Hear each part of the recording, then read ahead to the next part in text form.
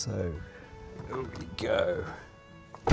So, good afternoon everybody, it's Richard here. Welcome to episode 10 of Truckcamper Life. And as promised, I'm inside the Toyota Hilux 3-litre diesel engine, diesel, which is a 4x4 and has was produced in 2013, so it's a 2063 plate if you're in the United Kingdom. And so we're inside and you're looking straight at the dashboard, and also Bob the builder, who accompanies me on all the journeys. Interesting this morning, just an update on the radio, which is here. This fell off its perch because it's stuck with a little sticky thing, so I'm hoping that may need a bit of help. Probably there may be some grease on this back panel here that I might need to clean with some acetone to give it. But it was a warmer day yesterday. I mean, it's nearly 20 degrees in here this afternoon. So this is the interior. It's a very pleasant place to be. You get this amazing look across the bonnet, where that's the intercooler scoop there. And it's really quite a commanding position. It's a 5-speed gearbox, and then you've got the transfer box as well, which is here. That's for the 4-wheel, high and low. And don't worry about all the wiring, that's because all the extra bits I've got here. So yes, the seats are very comfortable. Their seats they don't go up and down, but they do go back and forward as you expect, and the back of the seat goes forward. There's a nice armrest here, which I've got I think you might have seen before, the small Roberts radio in there for some stations I may not be able to get. Things have improved with the stations since I put the aerial over there. You can see in the corner that little black box. And also I've done some extra wiring, which I use in the back heated window, which I don't use.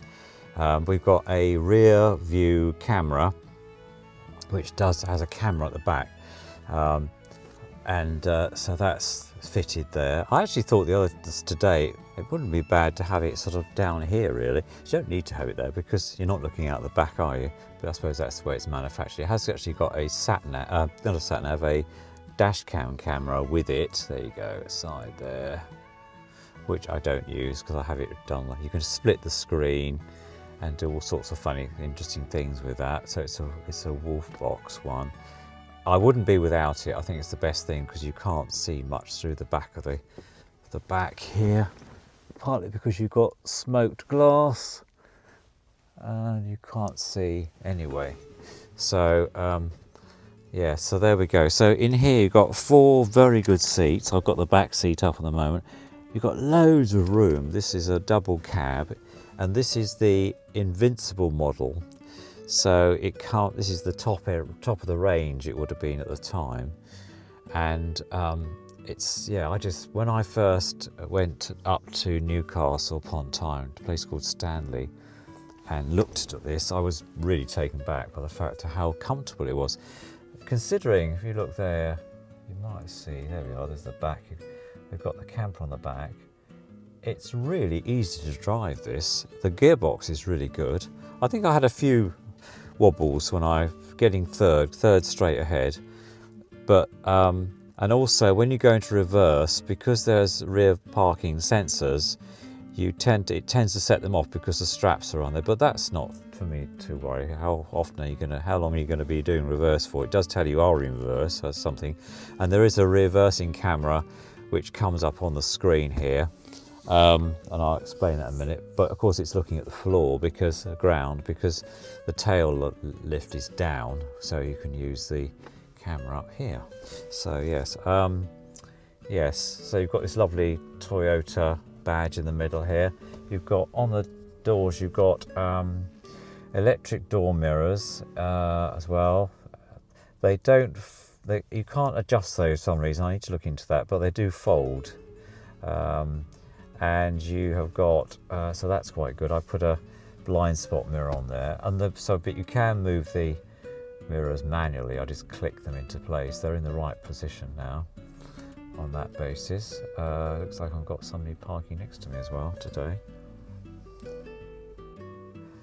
So this side you've got 4 buttons. These are the electric windows. The inner one, this one, is automatic. So when you want to put the windows up, you can. It comes automatic up and down.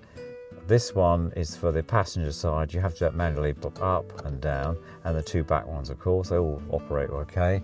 You've got a child-proof lock system there, and then you've got a lock for the door there. You can lock the doors if you want to.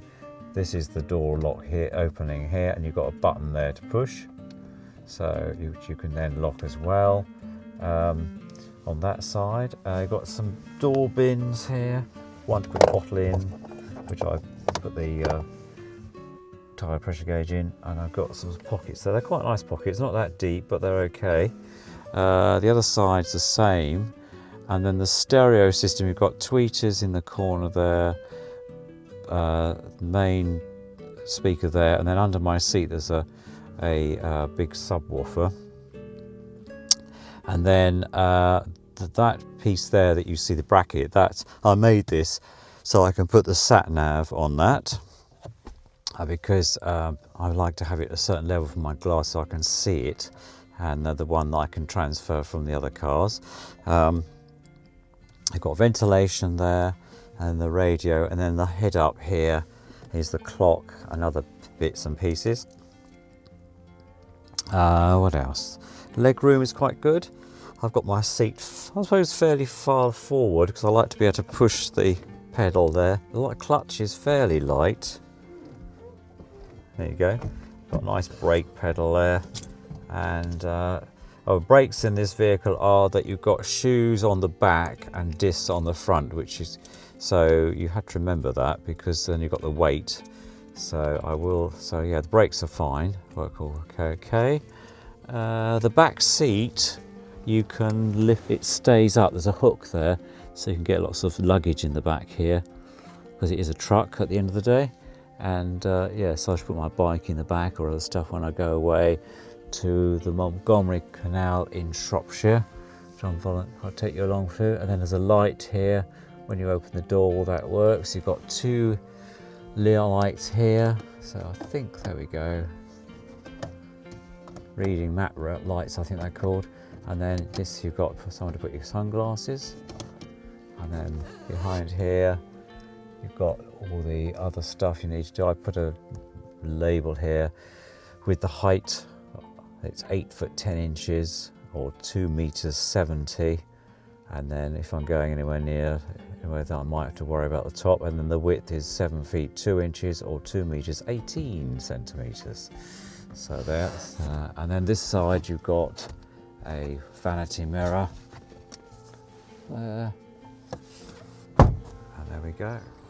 So the engine bay is very clean. I have given it a clean as well. I was quite impressed with the state of it when I took it out.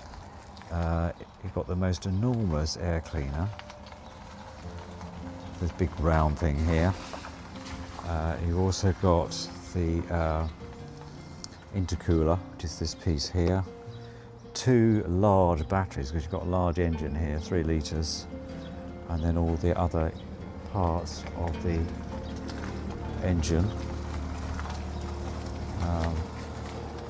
Cam belt, which has been changed as part of the pre-sale agreement. We've done, what did I say, 35,000 miles now, so it's quite good, low mileage in my view. All the other liquids are okay, and yeah, so plenty of engine parts, as it were. Obviously the intercooler does one thing, it cools the engine, that's what it's called, intercooler. It's covered under this plastic cover here. And then you've got the oil, the fuel filter pump there, ESU, EPU, the brain of the thing, the fuse box here. This cable is for the extra charging of the battery, which is on in the camper itself, so it charges as it goes along. There we go.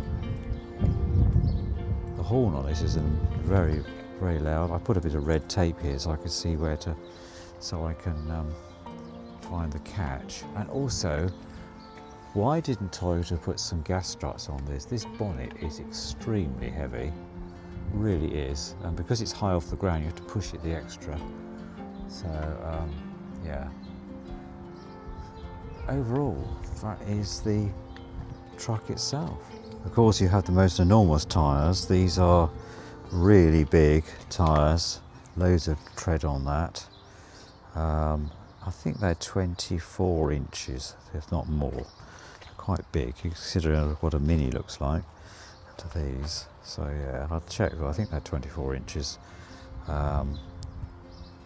Nothing else has been changed. It's all stock apart from that. You get these nice flared arches, which I think is quite good. And this lovely Hilux badge and the Invincible badge. And you get the chrome cap mirrors and the nice chrome on the bonnet with the nice Toyota piece there. So yes, overall, oh yes, fog lights as well, front parking sensors. So yes, overall, I think Max is a very handsome truck. And all the bits on the back. So there we go.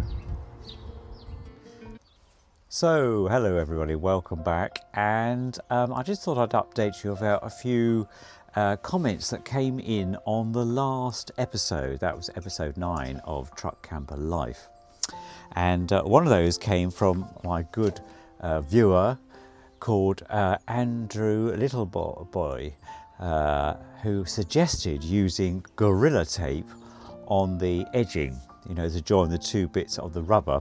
And Andrew, you're right, I've got some Gorilla Tape here and I'm going to try that.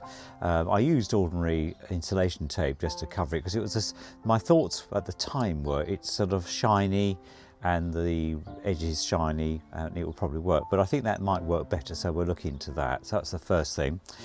The second thing is thank you everyone who commented about my mother's 90th birthday, and she had a really lovely time at Rock Salt restaurant, and then she had a second day. James and Penny came over to see her, and my two brothers also popped over, and I'll put some pictures of those. And they had my other brother from Leeds area, he came down because of a business trip, and so he came down. They had a lovely birthday cake, so it was a really nice day for her there. So thank you for her, and she had a really lovely time. I'm looking forward to many more years of her, you know, being with us as well, even though she's 90. So the other thing is that Stuart Ellis, one of my regular contributors, Stuart, and he mentioned about edging strip for the inside of the door edge. I think he means this type of stuff. I've been using this actually for something else I'm going to talk about shortly, but yes, Stuart, what a good idea. And it would probably, because it's a single tape side, that's where the red line is, so you take that off and it sticks. That will actually stick inside, so that's another positive suggestion, and thank you very much. Keep your comments coming because I really look forward to those coming up as well. I've got, funny enough, Mr. Amazon decided to give me a freebie. Not only did I receive a free, what did I get? I got a free load of edging like this, which I haven't touched yet, which I now will, because that was the bit left from something else, another project I'm doing on the camper. But also, what else came with it? Something else came with it. I can't remember what it was now, but anyway, thank you for that. And also Tom4Gene, thank you very much for your comments about the little bell not working. You know, the bell that tells you when I next upload. I don't know what's going on there, because these videos, I always click the box that says not made for children, which means that you can comment, which is where I'm getting the comments from, but also the bell should be doing it. So, you know, I suggest that you do that on your own side. If you say you want to receive updates, so just press the bell for your own side. If that's working, I don't know. I've checked all into the settings today. I cannot find anywhere that says where you turn that off or turn it on. So I don't know. If you know, let me know, because I went through that this morning and I was doing some other work in the office upstairs. So on that basis, I'd be happy to receive that information so that you know, because I could be losing out on people knowing that I'm uploading. So those are the 3 very nice comments I've had from people. Do keep them coming, as I say, and keep commenting and watching. The other thing is just to say that on the truck itself, now, one thing I forgot to admit to you during those first few videos and the beginning of this video is that I also use some car history checkers before I buy anything, any sort of motor vehicle, and one of those is called Car Vertical. And Car Vertical have been around a while. There's often companies that will give you so much off. Salvage Rebuilds is a YouTube channel that I watch regularly, and they give you 20% off. So I clicked on that when I was thinking about buying Macs and the beforehand, and he had a complete clear history. And Car Vertical was very good, because if you happen to have the vehicle been in a smash or written off, whatever, or there's finance on it, it will immediately tell you, and it gives you a full MOT history as well, which I had. This vehicle, I think it scores something like 89%, nearly 100%. There were minor things on there which I have sorted out. The other thing that you can use is car checking, which I do. So I always use 2. I know it sounds a bit over the top, but just to make sure I'm not missing anything. Again, he came out quite high. Car Vertical, I think it's about 30 quid, 35 pounds, I think it could be. It's well worth it because you get a very good in-depth report. So if the car's been written off, or it's been a smash, or it's insurance outstanding, or finance outstanding, it will tell you straight away. And when I bought a Grigio, my little Fiat 500 Abarth that you may have seen in previous videos, I picked up that he had finance outstanding, and I immediately contacted the vendor, and she put that right straight away. She got a loan from her uncle, I think it was, to pay off the debt, because I'd have been caught about that. The finance company would have come after me. There you go. So it's buyer beware. The other thing is that the V5 that you get with these vehicles, once you get a car in the UK, it states that this vehicle is a light goods vehicle. I'm reading off the piece of paper I've got here. Utility. And that the weight of it, the overall gross weight, well, that's without the camper part, is 3,080 kilograms. So, well, with that, so he's well within the limit. There's a limit you have to go. He's well within that. And also beforehand, I did a pre-sale agreement, and there were several things on there that I had to make sure, like the cam belt needs to be changed because it was due, and like under sealing because these vehicles suffer with bad rust. This one's waiting for a it's not a recall. Toyota don't call it that. They call it a courtesy. So he needs to be assessed for either a new chassis, which I don't believe he will need because I've been right under this vehicle, or he will get waxed, which he's already had some of that, so they'll be redoing that. And then I would use some Lena Guard probably in the summer to keep everything as it is. As you can see, he's in extremely good conditions. But because the vehicles were manufactured in the Philippines, they weren't undersealed properly, and it's not only Toyota that suffered, Nissan also suffer with some of their vehicles being built there as well, funny enough. I just found that on the internet. So yeah, so there were the parish notices I was going to make. So without further ado, let me give you a bit of an update about something else that I've been up to. So some of you may remember that the holdbacks for the camper were getting a bit, well, I suppose a bit cooked, I suppose, is the answer I've come up with there.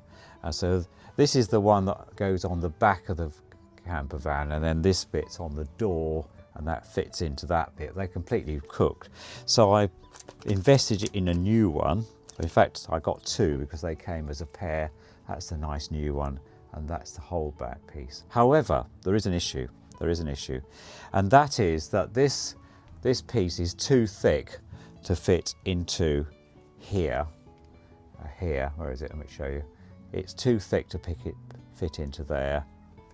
So it does that way, but of course you need to be out. You don't be sliding it in. You'll be pulling it off. So yeah. So I've had to do a little bit of jiggery pokery there, and if I can find the piece, that I had for it, which I don't think I can. I had to slice off a piece with a Stanley knife. So just slice off a bit to make it fit, and it now does work, so I'm pleased to report that it is working, and yeah, they look very nice, and I'll show you that when we go outside. So that's that bit. So these bits here can actually go in the bin. So on that basis. The other thing I invested in was a new handle for the back door, because they're still a bit stiff. So I'm going to think about that carefully, see how we get on. I then found 2 screws, the same size screws. These ones here, they're about 1 inch, and that would fit this as well. I've used the original ones to do the one that's on the camper van. So but I thought this handle was quite good. I got 2 for about £3, I think it was. And then they've got some covers, so you can then just pull the door shut. I was going to see how we get on and decide whether to use that or not, just to make sure it doesn't put too much strain on the mechanism then for closing the door, I think, as you saw there. So let's measure the wheel, because I didn't actually find that. Let's just see what this is. And we're here, so let's do that. So we have got 27 inches there. That's 27 inches. Yes, I'd say it's 28 inches. So 28 inches, that looks like to me. Yes, 28 inches. That tyre is 28 inches across. There we go. So it's bigger than I thought it was going to be by 1 inch. The other interesting thing is I put a acrylic strip along the bottom of the door, because I've discovered that water is running down the back, running down here, and then underneath it's very soft. I think that's probably due to some wood there. It doesn't go right back, but I want to stop that, and so I put this silicone rubber strip used for bathrooms and that. And that seems to have diverted the water off from running underneath, and that. So another use of that, but we'll also see what the inside is like for that idea that Stuart has. So if I show you the holdbacks, that's the one I fitted there, and that's the new one that's on there. There we go. And then the 2, there we go. And then if you give it a hard pull, it will come off. There we go. But it would not have done that unless I shaved a bit off the edge of the one that holds the door, the screws there. So there we go, that one, on that one. So thanks to Stuart Ellis's suggestion, I've sealed the bottom of the floor using that, rather than dug all the mastic out, the silicone, and I've used this silicone strip now, which just seals the floor nicely. There is an issue with the piece underneath that I've got to sort out in the summer, because the wood is slightly, I think it's wood is rotting there, but I've directed the water away, so hopefully that will dry out in the summer, and then I can put some preservative on and that will stop that happening. So that's that bit. So thank you, Stuart, and yes, let me know what you all think. So I've put the Gorilla tape over the bits here now. Thank you for that suggestion. And that side, I just put it over the top of the other the other tape. It seems to work quite well. So all in all, we're getting there now at the back end of the camper van. And it's just about to start raining, believe it or not, yet again. So one of the other little challenges I've got is to make sure that the fridge is functioning as it should, to keep things nice and cool, particularly in the summer, keeping the milk fresh and that. And I tested this out yesterday by switching on, there's the red light, see there, the 12-volt power system. And I went to the gym yesterday, and then I left it on when I was in the gym, and I had it on the highest setting, which is 7. You can see there, 7. There we go. When I came out, I put a fridge thermometer in there and it was very cold, so it is working on the 12-volt system. I've yet to check the 24-volt system hookup and the gas system, which I think is working because I heard it go pop, but I've yet to test it. So there's two things I've got to do to see whether that will work or not. Well, welcome back to the channel. It's Richard here, and it's been a few days. I've had a few work commitments, and also we've had a few hiccups with Max, the truck camper. So I thought I'd update you about that today. One of the things is that I went to do this particular video to end this particular episode 10, and turn the key and just nothing happened. Nothing happened whatsoever. So there was a series of events that took place. I checked all the fuses, my neighbour came over, we discussed it. No battery power whatsoever, everything was completely off. So I called out the RAC, and about 5 hours later the RAC turned up and put a jump lead onto Max, and he then fired up. But we did an assessment of the actual batteries, and it turns out that they were failing badly. Both batteries are failing badly. So I then arranged for a replacement 2 batteries that the RAC were very happy to provide for me, and they came out the following day, and a very nice guy fitted them for me. So that's the first thing that's happened. The second thing that happened on the same day was that Craig, my mechanic, came out to do his full assessment on Max. So I'm going to update you about how that's going. So I've got my tea, and I've also got the report from Craig here. So we've also got some desert dust that seems to have arrived with the rain we've had. So this is a report from CMNCS, and there are several bits on here that need doing. One of the big positives though is when he put it on the analyzer, there wasn't anything at all. It was all green, so that was a good news.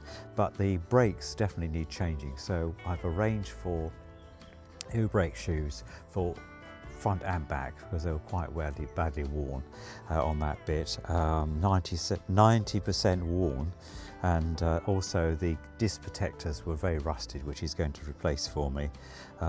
So there are other things on here which need to be done, and yeah, corrosion to the suspension, which I'll talk to you about in a minute, and so on that basis. So he's going to be doing all this work for me next Friday, so that'll be on the next update. The other thing is that Toyota were originally going to be assessing these vehicles, and then if necessary waxing them or protecting them, or changing the whole chassis. And that was because this particular batch, because it was within that 2013 area, were built in the Philippines, and their chassis were badly rusted. When I examined this one, there was surface rust, and so I had it waxed as part of, or partly waxed as part of the pre-sale agreement. Now, I've been in touch with Toyota since. I've been down to their offices because they seem to be phoning me back.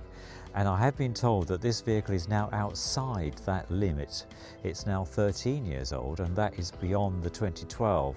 And there was a cut-off, and so it can't be done. They're going to check. I have to say that Toyota did phone me back from Maidstone, and we're going to check to see whether there was any leeway on that.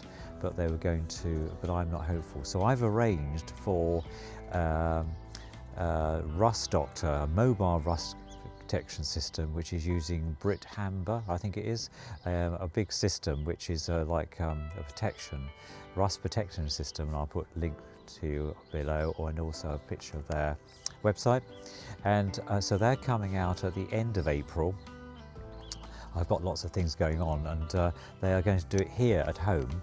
They jack the vehicle up and then completely clean off the underside, and then underseal it, so that will then save it from a fate worse than scrap, I suppose, is what one would say. But this afternoon, so that's a little bit of an update about where we are on that bit. So a bit of expense coming for this vehicle. So without further ado, I thought I'd do a cold start today. Oh yes, the other thing is that Craig is going to change the serpentine belt because the pulleys are squeaking, so I said go ahead and do that. So all the brakes are going to be done, discs and shoes, and the pads that is, and also the serpentine belt, so that we've got, when I go away in April the 10th, I'm going up to the Montgomery Canal, I'm going to do a bit of volunteering up there. We should be 100% okay. Still got to sort out the fridge. I can't still get it to light on the Cala gas. It's working perfectly on the electric and the link up, but so I'm going to pursue that in the next few weeks. I've got things coming up this week and see whether I can get that working before we go away. Alternatively, I'll have to sort that out or make some representation to on my backup, which is I've got a cold box which I'll take with me. Nothing's undoable, and so we'll see what happens then. So without further ado, I'm going to start Max up, cold start, and let you hear what he sounds like. It's a hold fire. Okay, so let's put the key in the hole, as they say, and see what happens. Here we go. All the lights come on. There we go, and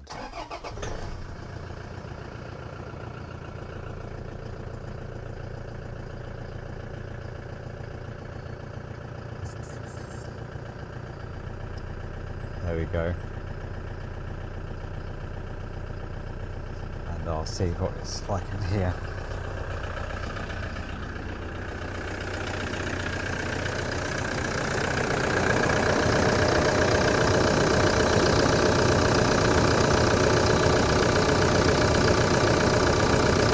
There we go, sounds quite good. There's the serpentine belt there, the one you can see in the shot. It's squeaking, the bearings are squeaking slightly. That needs to be sorted out. These are the two new batteries. So these are two new batteries here, Varta batteries.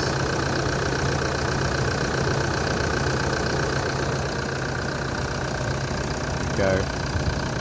Working perfectly all right.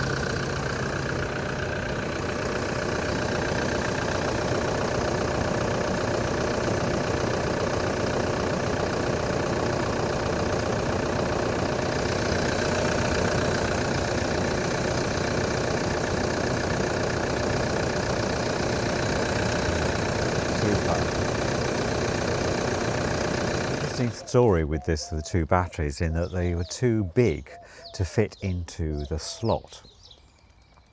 Anyway, the RAC guy was extremely helpful. He went away to a local dealership which they use and took the old ones with him, and also they were leaking quite badly, it turned out, into the trays. Luckily they haven't corroded anything inside the engine bay, but they were both leaking, so they did need changing whatever happens without the fact they didn't work.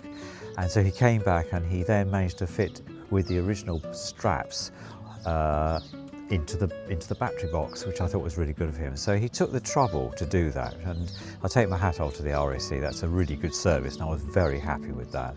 The only thing about the RAC is when you phone up, it's a bot you speak to rather than a person, and if you're on the side of a motorway, that's not particularly helpful. You can do it online, but sometimes the signal may not be very good. So the only thing about this RAC, if you're watching, put a person on the end of the phone. You know, it's far more customer focused, and you know, because your guys are doing a really good job.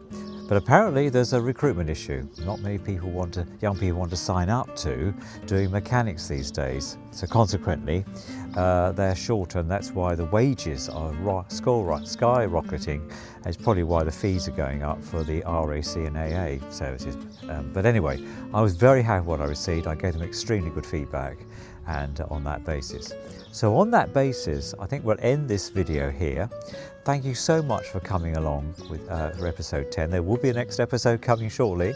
And don't forget to like and subscribe, because it does help the analytics, and I want to spread the word more about the journey that I'm having with Max the Invincible, and also this wonderful piece of equipment. So until then, take care, all the best, bye for now.